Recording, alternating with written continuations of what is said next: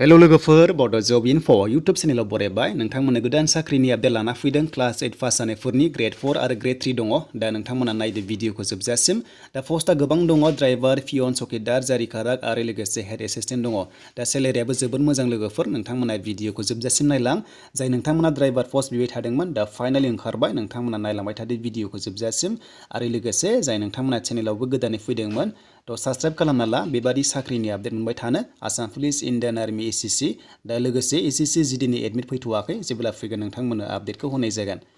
दा लोगोफोर बे भेकेन्सिया बबेनिफ्राय फैदों नायदो दा बे भेकेन्सिया फैदोंमोन हजाइ डिस्ट्रिक्टनिफ्राय अब्लाबो बयबो एप्लाइ खालामनो हायो अल आसाम दा जों अफिसियेल नटिफिकेसन नायनोसै लोगोफोर डाइरेक्ट नोंथांमोना बे पेजाव फैनो हागोन आं लिंकखौ डिसक्रिप्सनाव होखाजोब्बाय दा टाइटेलाव नोंथांमोना नाम्बार 1 आव मोनदों बेयावनो डाउनलड खालाम अफिसियेल नटिफिकेसनखौ आरो लोगोसे नोंथांमोनाबो डिसक्रिप्सननिफ्राय डाउनलड खालामनानै लानो हागोन बेखौ दा बेनो जाबाय लोगोफोर नोंथांमोना नायदो चिफ जुडिशियेल मेजिस्ट्रेटनिफ्राय फैदों हजाइनिफ्राय दा लोगोफोर नायदो बेयाव माखासे भेकेन्सि दा एप्लाइ खालामबा स्टेन्डार्ड फर्मआवसो एप्लाइ खालामनांगोन आं बेखौ डिसक्रिप्सनाव होदों नोंथांमोना फर्मखौ डाउनलड खालामनानै फिलआप खालामनानै सेन्ड खालामबानो जाबाय एबा स्पिड पस्ट खालामबानो जाबाय एड्रेसाव होनायाव हजाइआव तो बेनिफ्राय जों नायसै दानिया भेकेन्सिखौ दा फार्स्टआव दङ हेड एसिस्टेन्ट 01 दं पस्टआ स्किल फेया मोजाङैनो दङ बेनिफ्राय बेयाव मावखानायफ्रासो हागोन एक्सपिरियेन्स थानांगोन 10 इयार्स अब्लासो हागोन आरो बे पस्टआ आनरिजार्भ जाना दङ गासैबो कास्टना बेयाव एप्लाइ खालामनो हागोन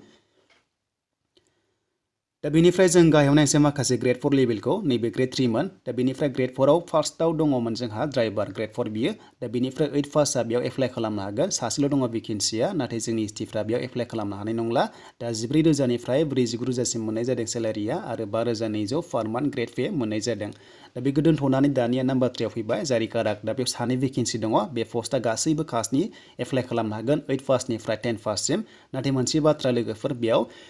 डिग्री पास एबा 12 पास एप्लाइ खालामनो हाया दानिया माखासे क्राइटेरिया दोनो दा बेखायनो नोंथांमोना जायफ्रा 8 पास आरो 10 पास एप्लाइ खालामदो दा बेनिफ्राय स्किल फेखौ नोंथांमोना नायना ला दा बेनिफ्राय जों फैबाय नाम्बार 4 आव पियन दा पियनावहाय भेकेन्सिया 9 दङ दा नोंथांमोननि स्किल फेया 12,000निफ्राय जागायनानै 37,500 जागोन आरो लोगोसे ग्रेड पे थायो बेखौ नोंथांमोना नायना लाबाय थादो बेनिफ्राय बेयावबो नोंथांमोननि फरायनाया मिनिमाम 8 पास जाय नोंथांमोना 8 पास जाना दङ सार्टिफिकेट दङब्ला एप्लाइ खालामनो हागोन आरो बिनि अनगायैबो 10 पास जादोंबा नोंथांमोनाबो एप्लाइ खालामनो हागोन नाथाय बेयावबो एचएस पास एबा डिग्री पासआ एप्लाइ खालामनो हाया दा एसटिपिनि थाखाय सासे रिजार्भेसन दङ बेनिफ्राय आनरिजार्भआव सासे दङ थ' नोंथांमोना बे पियन पस्टआव एप्लाइ खालामनो हागोन ग्रेड 4 आव दा लोगोफोर लास्टआव मोनसे भेकेन्सि दङ चौकीदाराव सानै दङ बेनि गेजेराव आनरिजार्भ सासे जाना दङ जोंनि एसटिफ्रा एप्लाइ खालामनो हागोन जायफ्रा 8 पास जादों 10 पास जादों बेयावबो एचएसआ हानाय नङा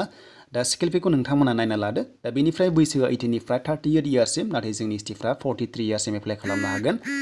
थ' दानिया जों नायनोसै माखासे एप्लाइ प्रसेसखौ दा एप्लाइनि लास्ट डेटआ लोगोफोर 10 डिसेम्बरसिम थागोन बेनिफ्राय नोंथांमोना पस्टेल स्टाम्प टाइपआनि स्टाम्पना हरफानांगोन एनभेलपआव दा जाहाथे नोंथांमोना फैफिनो कल बेक बेनिफ्राय आसा खालामो नोंथांमोना बुजिबाय जानांगौ ब्लक लेटारजों गासैखौबो लिरबानो जाबाय नेमखौ फार्स्टनि हेडिंखौ बेनिफ्राय लोगोफोर नोंथांमोना गासैबो डकुमेन्ट्सखौ जेरक्स कपि खालामनानै सेल्फ एटेस्टेड होदो बेनिफ्राय गांथाम फट' कपिसावबो नोंथांमोना गावनि